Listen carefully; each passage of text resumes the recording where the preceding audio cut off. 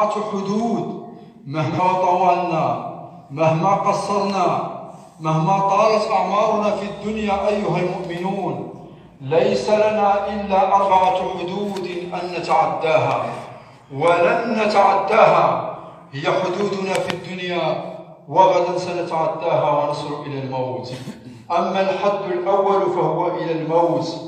الموت أيها الأحباب الذي لم يترك صاحبا ولا حبيبا، الذي لا يفرق بين صغير ولا كبير، الذي أخرج الملوك من القصور إلى القبور، الذي لم يترك صاحبا ولا حبيبا، الموت الذي لا يفرق بين ذكر ولا أنثى، الموت الذي أخرج الناس من غيهم ومعاصيهم وذنوبهم وطاعتهم وأسكنهم القبور بلا استئذان، الموت الذي إذا ما حل ضيفا حل عليك إما أن يكون ضيفا خفيفا وإما أن يحل عليك ضيفا ثقيلا والعياذ بالله.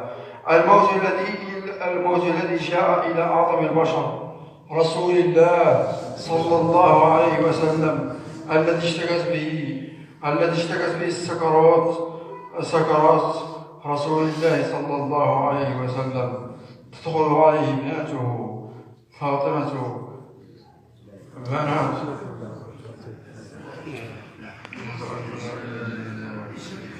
أشهد أن لا إله إلا الله، أشهد أن لا إله إلا الله، أشهد أن لا إله إلا الله، أشهد أن لا إله إلا الله، أشهد أن لا إله إلا الله، أشهد أن محمدا رسول الله، أشهد أن لا إله إلا الله.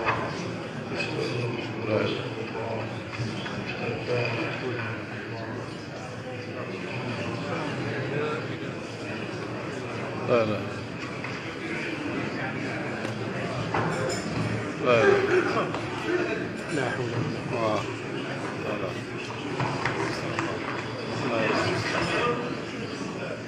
لا لا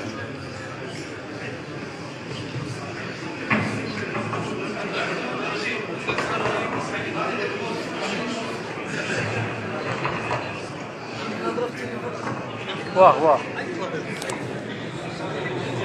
حسيت فيه الموت. باين فيه.